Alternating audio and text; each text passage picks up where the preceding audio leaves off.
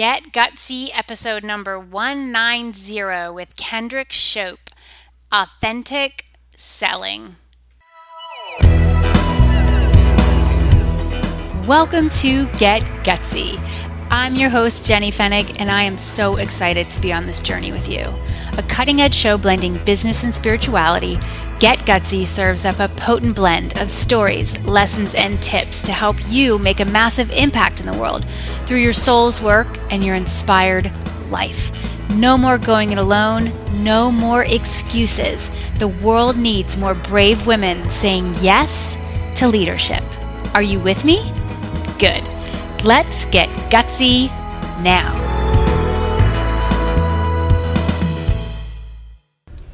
Hey y'all, Jenny here. Let me be straight with you. I am creating this intro from my car, more specifically from my minivan parked in the driveway of my house. That'll just tell you all of the things I've got going on right now. My husband is out of town right now. I am getting this intro over to my fabulous assistant who handles this. She is on spring break, and there's all the little things we've got to balance. So shout out to all you superstars out there doing your best to help your people raise a family, keep your head on straight, and have a life. You know what I'm saying? So we have an amazing guest for you today. All right. Before I tell you who she is and what we're going to be talking about, oh my, did I have an amazing time in Costa Rica. I promised you I would give you a little flavor for those of you who follow me and like to know what I do and all the fun, amazing adventures that I go on with some of my clients. And that's what Costa Rica was. It was a mastermind retreat. Extraordinary.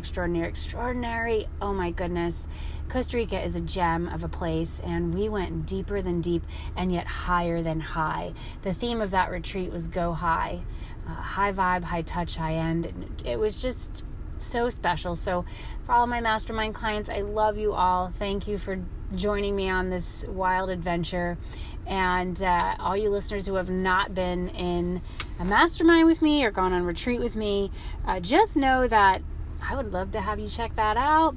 I am going to be opening up enrollment in the next round of Glow very soon. Glow is my mastermind, and I will keep you posted on that because I just love doing this work. I mean, that's why I'm going to create this intro sitting in my car before I go inside. My kids are in there, babysitter right now, and I know I have to get certain things done before I shift back into mom mode.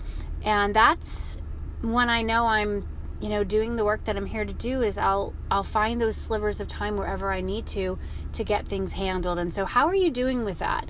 How are you doing with, getting your stuff handled, doing less yet making more memories, making moves, making impact, making money, making magic. I do a good amount in my business, but I do less and less of the things that I hate, less and less of the things that I'm like, no, less and less of the things that rob me of my joy. And it's been a journey for me to get here. And I'm guessing you're on a journey too with your sacred work and how you're creating your spiritually fueled business.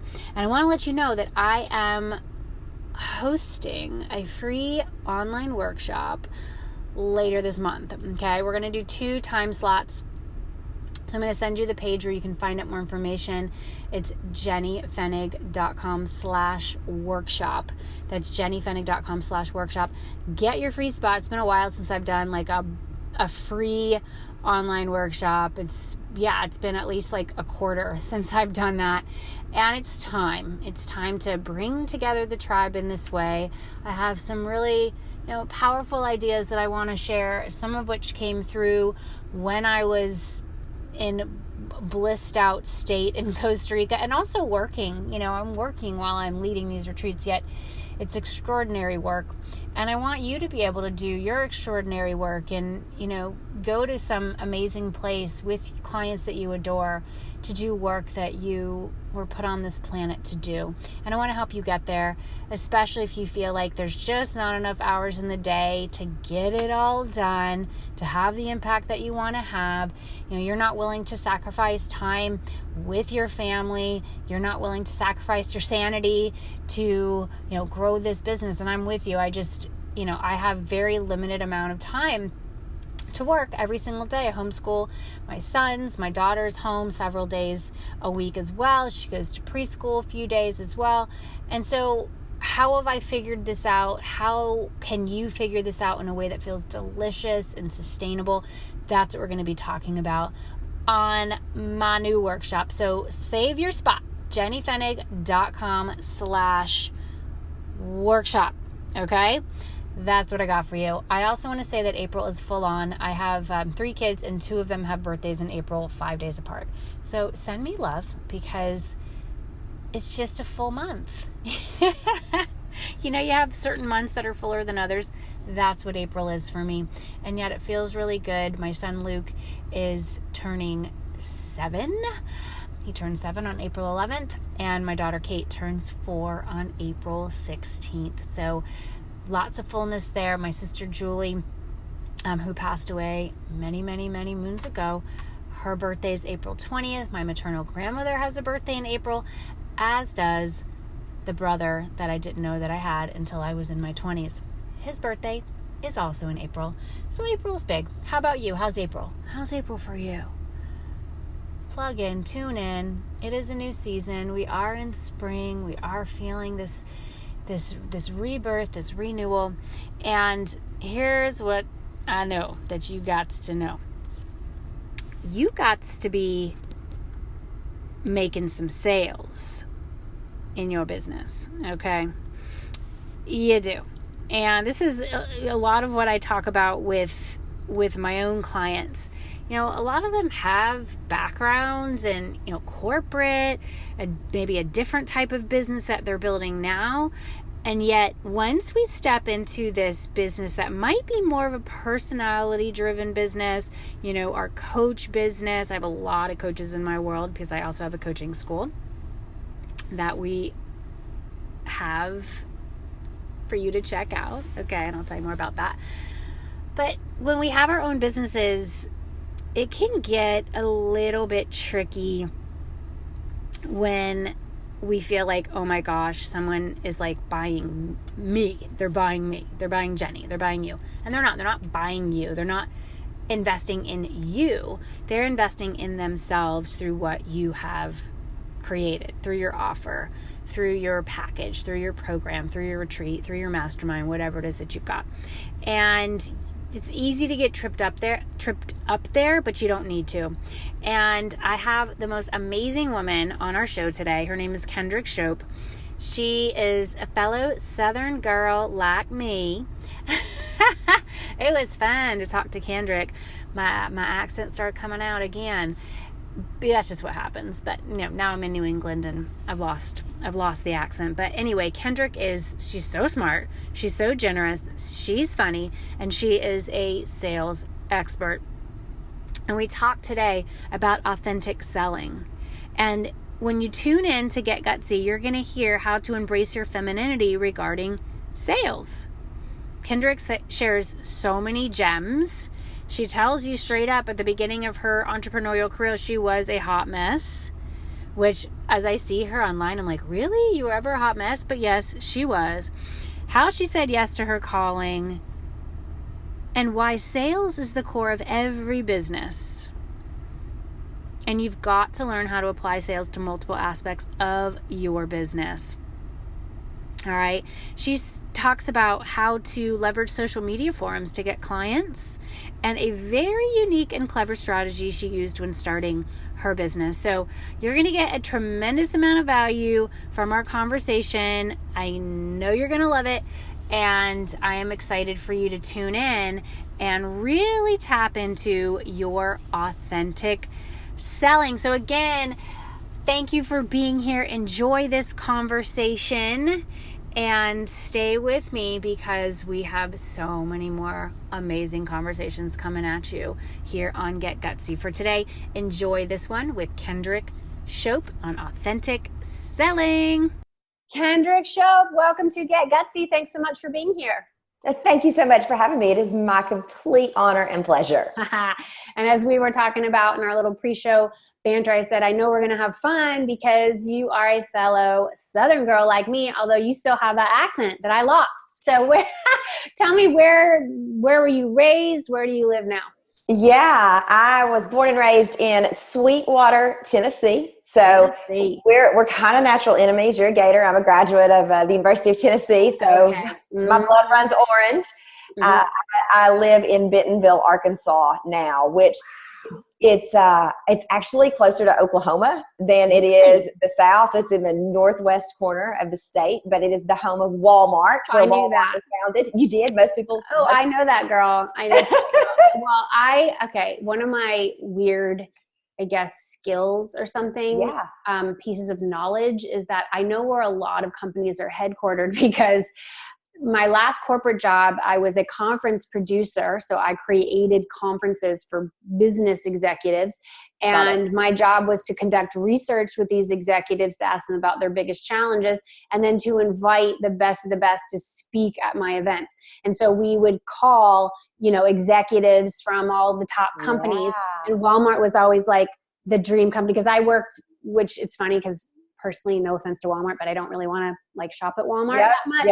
Or ever. And that they were kind of, everyone wanted to hear from Walmart because I worked in the marketing and strategy division. And so Walmart, especially in the retail space, they're big. So yes, I know Bentonville quite well. Is your husband, does he have anything to do with that company? Well, he was a supplier for a long time, and now he's transitioned to a different job, and so he doesn't. But I will have to say, a funny Walmart story. When we moved here, nearly 5 years ago, my daughter was getting ready to start kindergarten, and we walked in at Walmart, like the grocery store, and maybe regular Walmarts too. They have those bags, like the spinning bag. I don't know if you know this. So the groceries, they load your bags and then they spin and they put stuff in and it spins.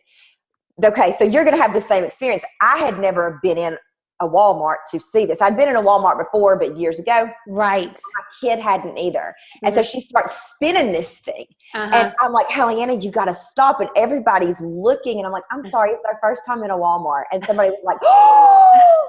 I mean, it was like we had said it was our first time eating a pizza or something. I don't know. Everybody was like, oh my God, it's sacrilegious. I'm like, you're in the Holy Grail. Yeah, it's like the Holy Land. Exactly. Oh, that's so interesting. I love that. All right. So you've always lived in the South, lived in Chicago for a little while, for 3 years. We lived in Chicago. I love Chicago. I am a Southern girl, but I love the city.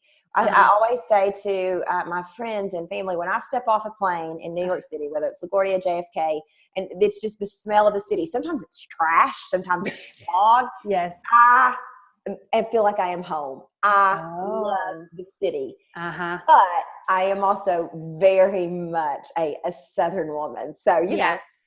Massive contradictions. Yes, I feel you on that. After living the whole life, my childhood anyway, through college in the South, I majored in public relations. And so my good friends who were like a year older than me, they were mentors before I knew what mentors were.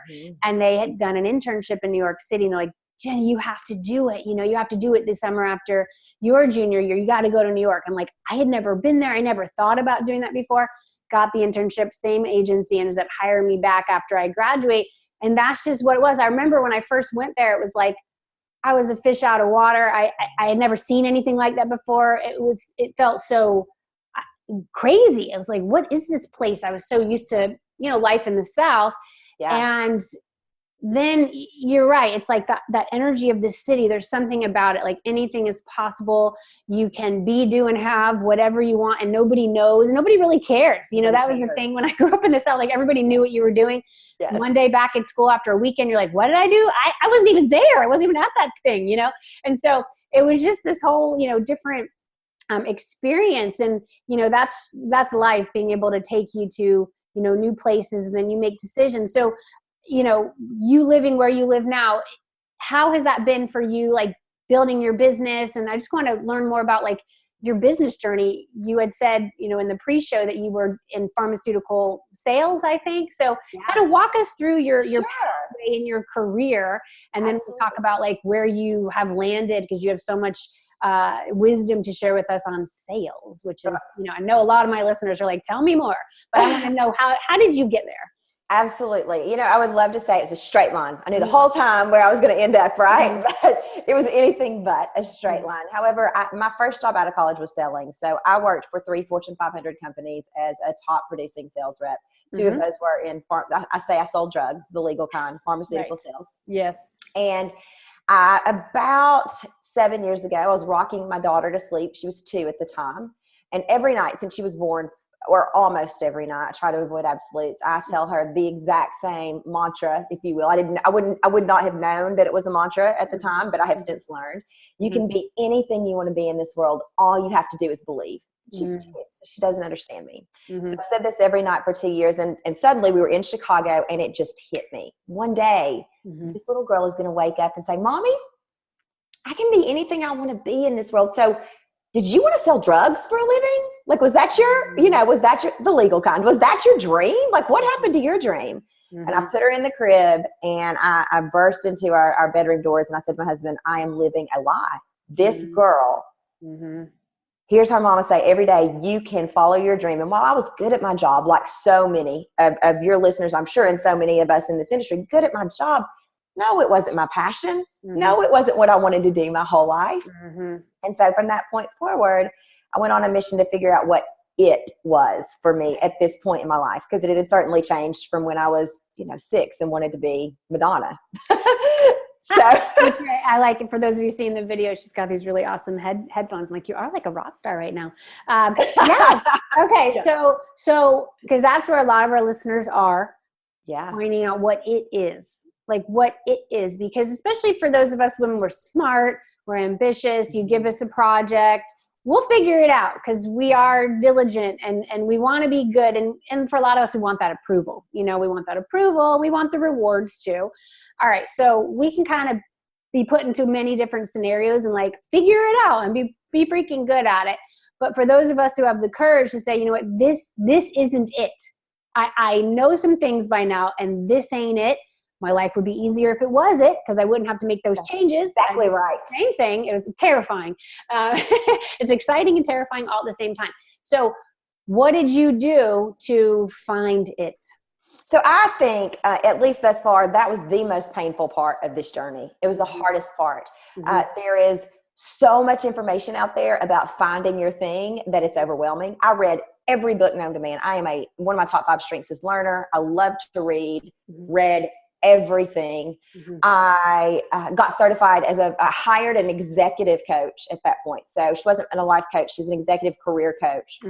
She had me read Martha Beck's Follow or Find Your Own North Star. I was like, this is it. I have seen the light. This is what I want to do for people. I want to help them.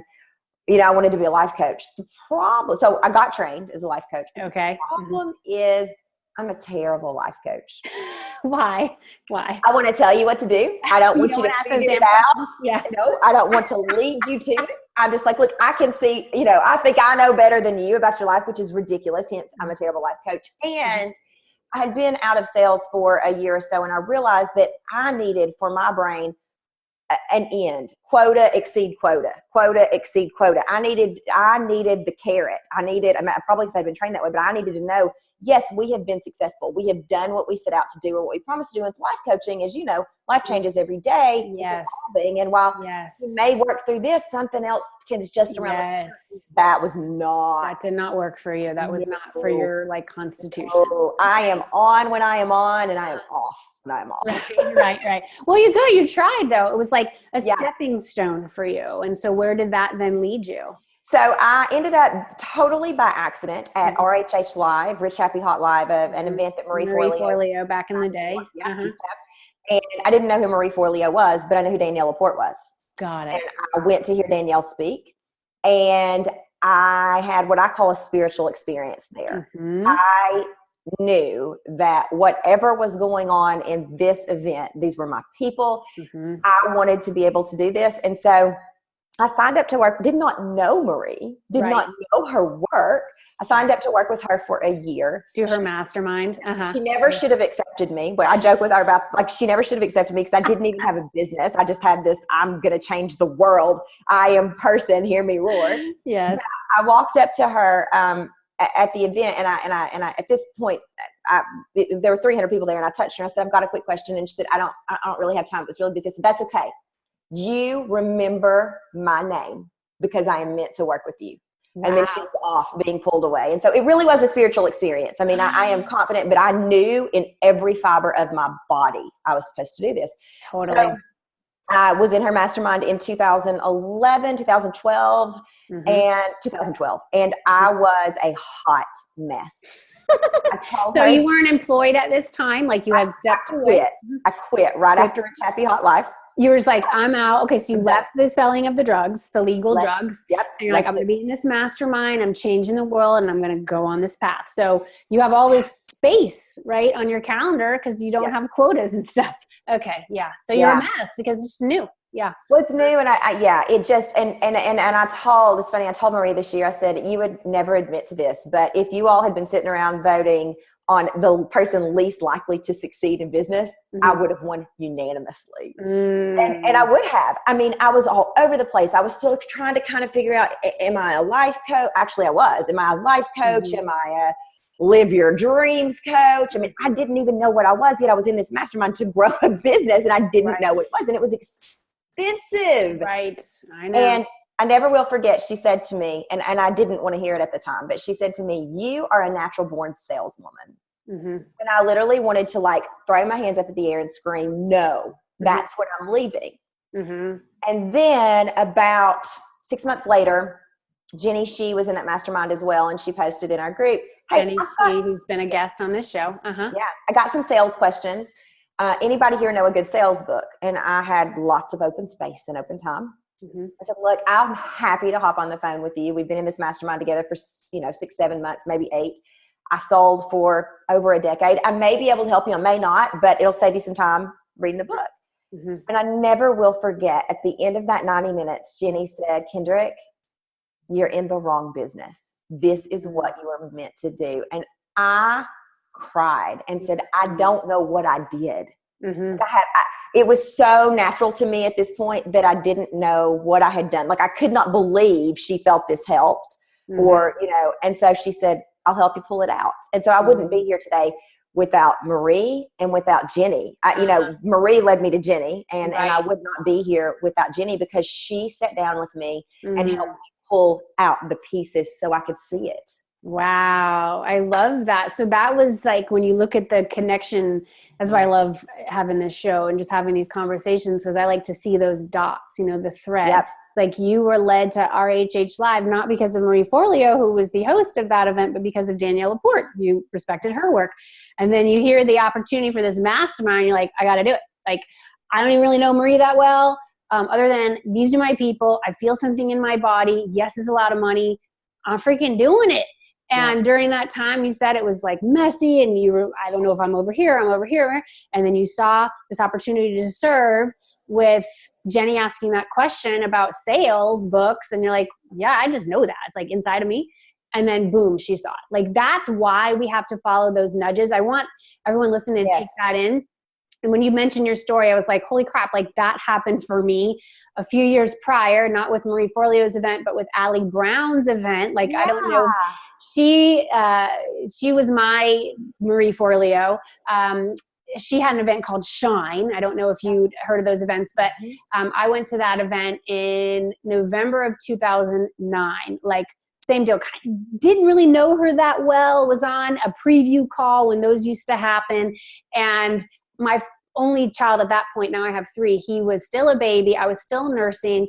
During the call, I'm like researching flights to Vegas from New York. And literally I'm like, I am going to this event. I have to be there. The people in the room, once I was there, I was like, oh my God, like, where have these people been all my life? I'm pumping my boobs like during breaks. I mean, and I too. signed up for that freaking mastermind. I got called onto the stage during a live business makeover. I like pitched myself. I was like, I'm getting picked for one of these makeovers. And there was hundreds of people there. I was one of 3 picked. I sold my wedding dress actually to go to that conference, which is a great story. Yeah. Which I knew I'd always sell it. Story. It's a great story. It's a great story. I knew I'd always sell it. And then I did. And that was it. And it was like, same as you, Kendrick. I mean, I had a business that was still kind of amorphous, and like that mastermind just set me on that path. And those investments, they're not minor investments, although in the grand scheme of things they are, but they'll crack you open. And so I just want all of our listeners to take that in. So many women are petrified to like make an investment in themselves, to go to an event where they don't really know that many people. Like some women have never traveled for their business before. You have to be willing to put yourself out there, to bet on yourself. I mean, haven't you seen that in your path, Kendrick, and with all the women now that you work with? If you're not willing to do that, you're just not going to go that far. Yeah, I agree. And I understand for anybody listening or watching or absorbing this content that it is hard. It is scary. And that's the reason that people don't do it. I mean, I thoroughly in every bone of my body believe that this work is a calling. Mm-hmm. I believe that we are meant to change lives. I believe that it is no different than public service, maybe more honorable if you look at public service today, at least politically. And so I believe that it is a calling. Mm-hmm. And not everybody is perfect for it, and not everybody's right for it, and that's okay. But when you say yes to the calling, when you say there are people on the other side of this computer who are in pain, who need me, who I can help, once you say yes to that, then you have said yes to, I need to go all in. I need to do what it takes. And one of the things, if you had asked me immediately after Marie's mastermind, what'd you get from it? I would have said, well, I didn't make any money. I spent a lot of money to travel. I spent a lot of money to be there. I met some wonderful people, but if you want to know if I made any money, no. But what I can tell you 6 years later is best investment I've made in my business. And I absolutely have made money as a result. Not indirectly, but directly. I had to be right to apply those strategies, and I wasn't there yet. You weren't there yet. You were just taking it in. Yes. You were kind of building that foundation, getting stronger at your roots, so that once it all lined up, it was like, boom, you can go off to the races. And I think that's such an important point to note, because I think that sometimes, coaching gets like a bad rap. People are so quick to like shame coaches, like, oh, I didn't, I was in that program and I didn't, and you're just like, it doesn't happen immediately for everybody. It's like, if you get mad because a freaking tree doesn't sprout up overnight, it's like, that's not how it works. It doesn't work like that in nature either. Let's stop vilifying coaches. I mean, certainly if a coach doesn't deliver on their promise, that's an issue. But if you can just be in an environment, put yourself in that space and trust that you're going to get out of it what you put in. And then when the time is ripe, that's when everything's going to take off for you. And I'm so glad that you shared that. I think that, and one of the things that, and you hit the nail on the head, but I think that one of the things, we're talking about having the courage to be able to step up and go to these things and put yourself out there and travel for business. But not only do you need to have the courage, but a smart business person learns eventually, whether it's immediately the hard way or the easy way, that everything doesn't change immediately because you did that. It's not, I just have the courage and all of a sudden the battle is done. Not that it's a battle, but I think that one of the things that I can always tell from people is their mindset about this. If they said, I did the work, my response is always lovingly, it's not I did the work, it's I do the work every day. Even if you are making multi-million dollars, you are doing the work at some point, some way. I did the work is a surefire sign to me that your mindset is off and you are thinking, I did the work, but I didn't. It's like my sign. For those of you who see this video, or just, I have a new sign in my office that I'm obsessed with that says the work continues. Yes. Stay fierce. Yes, exactly. It's exactly that's it, right? That's my reminder every day. Like, and it is humbling sometimes, Kendrick. I don't know about you, but we don't graduate for, it's like, no. Every day you got to show up. You got to make those invitations. You got to put yourself out there. It's like, I still haven't gotten the free pass of putting myself out there. Like, I have to do that. And there's times when my soul feels like I'm like getting it ripped out of my body. And I'm like exposing myself naked on the street saying, I have something to help you. Would you like my help? Yeah. But that is, I mean, because that's really so much at the heart of selling, is that vulnerability and that visibility. So Jenny She helped you see that you have something. It comes so easy to you because it's just what your gift is and what you're able to hone in those years of corporate. So what were, like, you finished that mastermind, you kind of had Jenny say, hey, this is your thing. What were those moves that you then made to make this thing real and like position yourself like, I am a sales expert? So one of the things I did was I sat down with a notebook pad and paper, or notebook pad and pen, and I created a sales process. If I was going to teach it, I needed to know, I'm very step 1, step 2, step 3. That's the way my mind works. And so I needed to know, what's the first step? What's the first thing I'm going to teach? And really the only thing I taught in the beginning was how to have sales conversations that convert, or how to host a consult that sells. That was it. And I got that down to a step 1, step 2, step 3. I think there are 11 steps now, or maybe 10 to a sales conversation that converts. Okay. And I had 10 customers or 7 customers that with that process. And then they started asking other questions. Great. Well, I'm converting whatever, 50%, whatever. But what about the other 50%? I'm like, oh, you need to learn follow-up. So my customers were the signpost of what needed to come next. Okay, great. Well, I know follow-up. That's all sale. I mean, that's what selling is. So then we created a follow-up process. Step 1, step 2, step 3, step 4. And then people would say, great, this is good, but my opt-in isn't converting. And at that moment, when people said my opt-in isn't converting, I was like, I see. It was like a light bulb moment. I'm one of these people that I will trudge around in the dark forever, and then I will have these ahas, and it's just like a little light bulb. And I realized it's because you're not applying sales to every lens of your business. So it's not good enough just to have an opt-in that checks the box that is above the fold. The opt-in needs to sell me on giving you my email address. Everybody's busy. Nobody wants another email in their inbox. So tell me why in the copy on the page I must have this. And so then that blew the doors of authentic selling wide open, because all of a sudden you need sales language in your social media post, in any verbal communication, in any written communication. It's not good enough just to have a sales page. Does it sell? It's not good enough just to check the box on, I posted on Twitter 5 times a day. What is the call to action? And these are things that I would have never thought to teach. I let my customers ask the questions and guide me towards that. Yes. So where you started as one-on-one work, it sounds like, where you had, you're just putting this out there. Now, did you reach out to people who you knew, who you felt like, hey, you might need my help on this? Like, cause that's where a lot of the listeners are too. And a lot of my, coaching students or clients, like, they're in that place. So what did you do? And what tips would you have for somebody who's like, they know they have this thing, it could be a methodology, they have this expertise. How do they then get the one-on-one clients? So 2 things I did that I one of which skyrocketed my business, but I'll tell you the non-skyrocket first. Okay.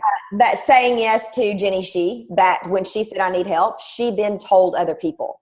So the best form of advertising is a raving fan. And she became a friend and a raving fan. And I was in that mastermind with people who were like, well, if Jenny did this, I want to do it. And so I got some customers from Marie's mastermind. And then I started going in and people, this gets a bad rap, but when you know how to do it, it shouldn't. I started going into forums and coaching for free, not pitching myself, but people would ask questions. And I knew the answer. All of a sudden, once the light bulb clicked, I was like, oh, well, you need to do this. So you need to do this. So this is a sales question. But the biggest obstacle I faced was, I remember going into the B School forum, and there were 15,000 people there at that point, and asking, how many of you, just curious, how many of you believe that you need selling to run a successful business? And I mean, the comments were no, no, no, no, no. No, I don't want to sell. I don't want to be pushy. I don't want to be icky. And so that then led me to believe, or showed me that I can't just tell people what to do. I've got to sell them on needing selling. So I had a free call back before webinars. It was the free call where people dialed into the free conference call number or whatever. And it was called How to Host a Consult That Sells. So what I had been teaching these these one-on-one clients I taught for free. Yeah. And I spent the first 20 minutes of the call talking about why you need selling. And basically the answer to that question is, if you Google the word selling, you will find the exchange of money for a product or service. Mm-hmm. What that means is, if you don't have sales, your business is broke. Right. That is where the changing of money, the changing hands of money happens. And so, yes, you may want to change the world, and you may have people out there to help, and you may be the best marketer in the world and have the best copy in the world. But if you don't have sales, you don't have money. It also means you're not helping people, because nobody's feeding you. And then this is number 2, answer to your question. How did I find those people? So 200 people registered for that call. Okay. I gave every single person a free session. Whoa. For that call. Oh my God. 50% of those people took me up. So straight up and down, 100 people. Conversion. Okay. So 200 people on the call. And then you just break that down, because you were in B school. So was it just like they became friends of yours on social media and you just put it in there? Like, I didn't get that from B. So that wasn't in B school. So I just posted it all over the place. All your stuff. Free call, how to host a consult that sales. And have you ever heard of a free call that gives you a free coaching session at the end? That was my hope. So you knew you were going to do that. Okay, cool. People didn't know me. So you get something before the call, some sort of pre-work, you get the training. It was more like a free master class or something like that. Right, exactly. But 200 signed up, 100 took you up on your offer. So 100 booked the call with you?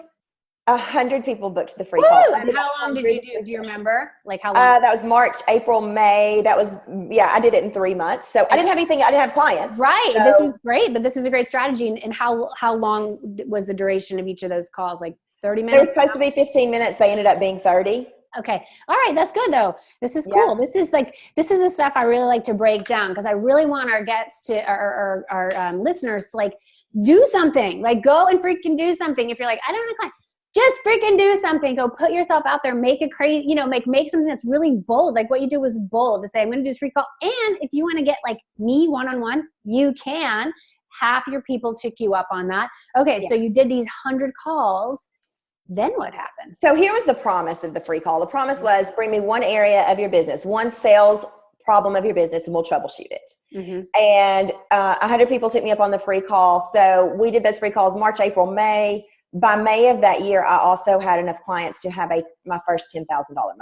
Nice. So that's the thing that skyrocketed my business, was saying, okay, I'm going to book my day full of free coaching. However I know how to get butts in the seats to free coach them, to show them what I can do.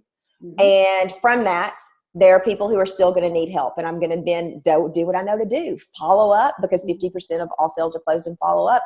I'm going to continue to help. And those people turned into customers. And we, at that point, the one-on-one, still in the one-on-one, they were, okay, so you're just on one-on-one coaching. Yeah. I did one-on-one coaching until the end of that year. And the following year I launched a mastermind. And then I also launched sales school for the first time that next year. And the cool thing about sales school was I had this idea. I thought it would work, but I had only taught it one-on-one. So I do this giveaway every year in November called Playing Oprah Giveaway. I gave 300 people access to sales school for free. Anybody who signed up got access for free. I taught it completely for free the first year. Got it. And I treated it as if they had paid $2,000 for it. So instantly I had raving fans for sales school. Got it. And when we launched it again the following, whenever we launched it again, I was also confident. Okay, we taught this to 300 people. I'm going to cap it at 50. I know that I can over deliver for 50. And so that's kind of been the ongoing evolution of sales school. I love that. Thank you for walking us through that trajectory. Do you still do your mastermind? Is that still something that you are This is the first year I have not done it. So, and I miss it. I do miss it. But the focus this year is supposed to be all on sales school in July. What would happen if we focus all of our attention on making this the most well put together launch that we possibly can? So okay. And are you opening up? Are you opening up? Is enrollment still going to be capped at 50? Are you making that bigger? We've uncapped it. Yeah. Okay. So you're you kind of contained it for a while, and then you realize, all right, if I let go of the mastermind and pour my energy into this particular program, that's where you can make the biggest impact. And it also, you know, and I know like Marie did that very much like with B School, and she used to have that mastermind, which you were a part of. And there's something to this idea of, you know, simplification and, you know, saying you can't be in all those places all the time. And once you figure out like that's your thing and you love it and you have, you know, raving fans and you know that you can, you know, get your hands on more of these people, you can really change lives. It sounds like that's where you've decided to hunker down and put your eggs. Well, so I think that I always joke that this is the entrepreneur experiment. You know, I every year I set goals. Like most people, I set goals. And so this year the goal was, what would happen if Sales School got all of your attention? Now I'll say it's March right now as we're talking, and it hasn't gotten all my attention. We've moved, we've whatever. So, and I've done a lot of other things, you know, have allowed my attention to get pulled away. But what I also know is that at the end of this year, I will make a decision on what we do in 2019. So from March 1st forward, it really does get all of my attention. And so we'll see, you know, we'll see. I can guarantee you it's going to be the best put together, if that's not great English, but the most succinct launch we've ever done, because it got so big. So we uncapped it. We did 50, 100, 200, and that was great, but the number of people outgrew the program. So there were starting to be some things that I didn't like and some inconsistencies. And so, okay, great. It's time for a quality control assessment. And how do we make this better? And so that's what this year is about. I like it. Yeah. And what you just said is so profound. And that's how I run my business and my life, a series of experiments. Yeah. And honestly, Kendrick, this year, I use Asana as my project management tool. And I actually started a new quote project in there. Y'all, everybody needs to have a project management tool, FYI. And so I have a new project in there, and it's not the name of a particular program. It's just called Experiments. And it has given me so much freedom, because I'm not like, oh my God, it has to be, and it's just like Experiments. It has this energy of, let's just see. It's this curiosity. I'm going to follow it. I'm going to have fun with it. I'm not going to put too much pressure on it to be something before it is. And so this year in particular, I've just been following that. Like, oh, I'm going to put this program out because I'm just interested in it. And let's just see. And then I'm going to do this other one because that feels really good too. And then you'll make decisions. And that is such a wise approach to really figure out how you want to design this thing. And it's different for everybody. It's based on your lifestyle, based on your desired income levels, how much do you really want to work?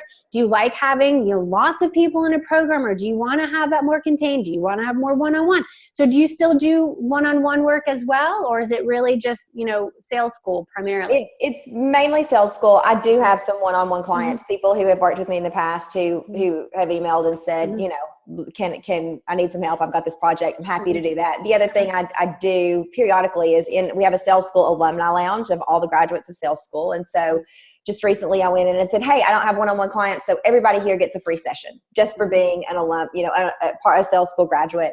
And some of those people have said after those sessions, hey, I would love to have you as my coach. I'm launching a program. So it depends on a case-by-case basis. Yes, I have.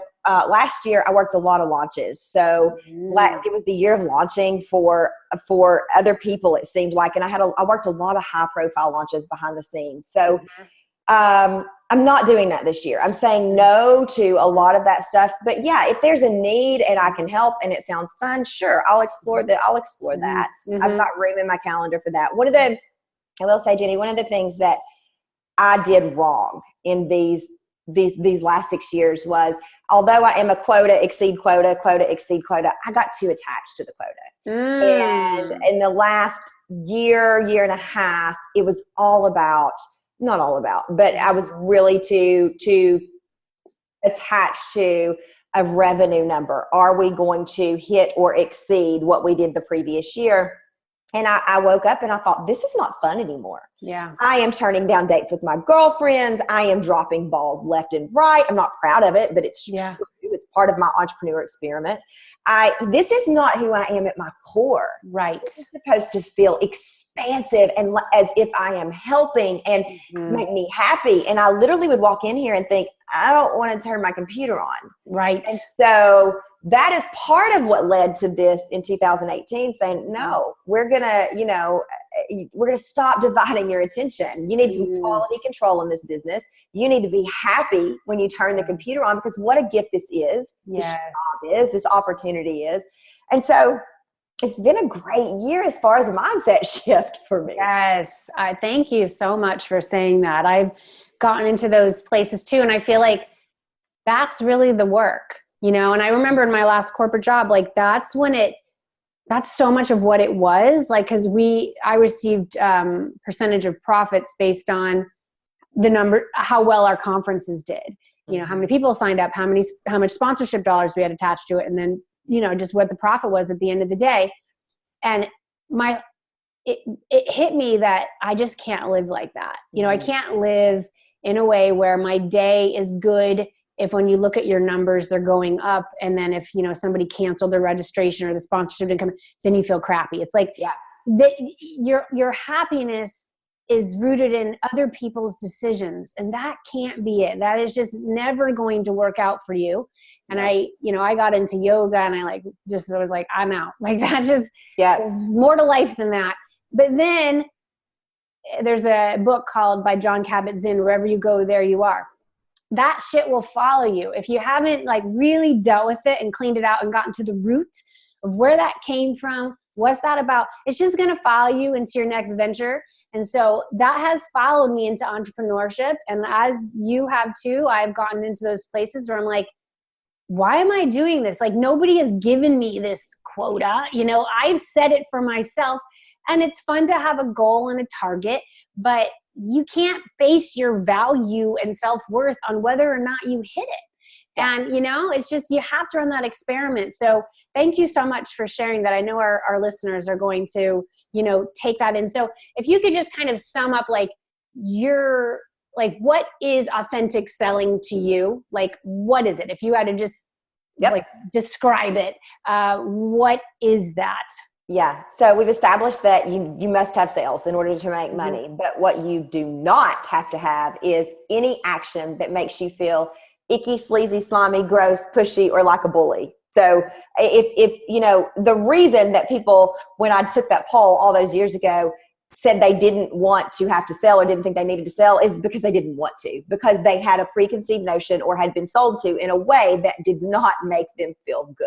It made them feel an icky, sleazy, slimy, gross, pushy, like a bully, whatever you want to say. And so is there any wonder if you are engaging in an activity that makes you feel that way, you're not going to get the results you hope to get, or they're certainly going to be less than stellar. And so authentic selling is a step-by-step process that allows you to see selling as helping and allows you to make tweaks within the process so that you never, ever are engaging in an activity that feels icky, sleazy, slimy, gross, like a bully, pushy.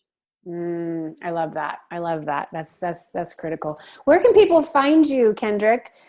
They want to find your stuff, get in touch with you. Where do you want to take them? KendrickShope.com. They can come there. There's a host of free resources under the blog, podcast, free, whatever, the host of free resources there. Also, we have an authentic selling community where I free coach all the time.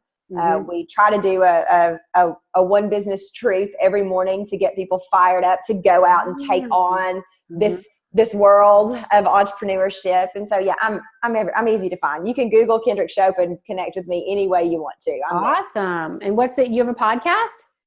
Yeah. Sell Like a Woman. It's a podcast called Sell Like a Woman. And we interview women who, like you, who have been super successful. And we talk about the things that you have done to be successful. And we highlight the differences of what perhaps, not always, but what a woman may have done and that led to success that wouldn't have been the right choice for a man, or vice versa. We've had men on there as well, but we sell differently. We are different. There's all this, and I don't mean this ugly, but there's all this talk about equality and you know what? We're not the same. No. Yeah. The way that a man sells is not the way a woman sells. It's going to feel icky, sleazy, slimy, or gross to you if you try to do it that way. Yes. So that's what we talk about on selling. Oh, I love that. That's awesome. Okay, everybody, I'll check it out. All right, Kendrick, it's been so fun getting to know you more and getting your brilliance and all of it. I want to know the answer to our finale question. What is the gutsiest move you've ever made? And how does it inspire your life and work today? So I wish that I had, some great story here. I wish that I had some real unique answer. I don't. The gutsiest move I feel like I have ever made was leaving my corporate America job. And I'm sure a lot of your people say that's gutsy, girl. But I can remember after Rich Happy Hot Live being in a hotel room with a girlfriend who had gone with me. And we stayed up until 3 a.m. because I knew that I wanted to leave. I knew that I was going to come home and tell my husband and my 2-year-old, I'm going to walk away from this security. I knew I was going to tell my family, who I think wanted to have me committed, by the way, after I did this, that I was going to quit and it wasn't going to be popular. And I wrestled with that. And probably the first 4 years of my business had fought tooth and nail to prove to other people that, hey, I made the right decision. It's going to be all right. I got this. You don't have to put me in the insane asylum. It's all right. Right. But and I remember my grandmother saying to me probably two years ago, your grandfather and I thought you had ruined your life. We thought that you had made just one of the most selfish, irresponsible decisions ever. But we are so proud of you. And look at what has happened. And so, it took a lot of guts for me to be able to stand up to that kind of pressure and that kind of family dynamic. You're like, thanks for your honesty, Grandma. Yeah. She was always honest. That's for sure. And you knew that. That's part of the process. You're like, Grandma and Grandpa are going to flip. And then, like how your parents, whoever. Oh. Yeah, the societal pressures, I think. Yeah, that's why most people are not entrepreneurs. It goes against convention. You're not being that cog in the wheel. And it's crazy. In some respects, it's absolutely crazy. But then in other ways, staying in is like nuts. You're like, why would I just stay here?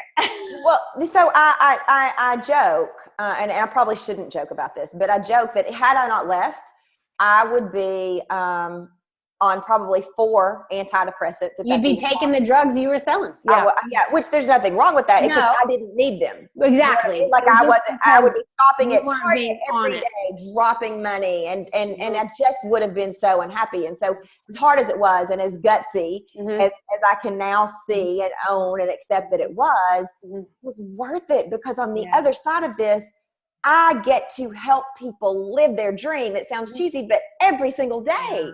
And you get to create your schedule. You have a daughter, and so you get to decide what school events you want to go. Just how you want to live. And that, I had to go through the same thing. I had a 6-figure job. I made a lot of money in that business. Yeah. I was like, because I figured out how to make profitable conferences. I'm like, well, I can get some of this money. I might as well be good at this. And there were many moments where I'm like, this is. Yeah, what am I doing? And for me, it was yoga. I got certified as a yoga teacher, and I had thought about quitting for years. I knew it wasn't the right place for me, but I thought yoga brainwashed me. I was like, oh my! And for you, you weren't meant to be a life coach. I wasn't meant to be like a yoga teacher or teaching asana. Wow. But that was the stepping stone, which led me to coaching, which then led me to online marketing, and all of what I've created and built. But just for me, it's the level of freedom that I have, that when life happens, because it will, you can decide how to respond to that. You are not stuck in somebody's office who's telling you, well, you have 2 weeks of vacation a year, or, you got to go to this conference, and but that's when my niece is getting married, you know what I'm saying? Yes. Like that to me is just that you can't put a price on that. No. You just can't. You can't. My first day back at work after I had Hallianna was a week-long conference in Miami. And I was like, are you kidding me? Right. I have to be away from my baby for a week in Miami after I know I can't. Can I have another week off? No, you can. They were wonderful, but no, you can't have another week off. I mean, it was another. Yes. Yeah. I agree completely. Yes, absolutely. So everybody who's tuning in, who's like, can I do it?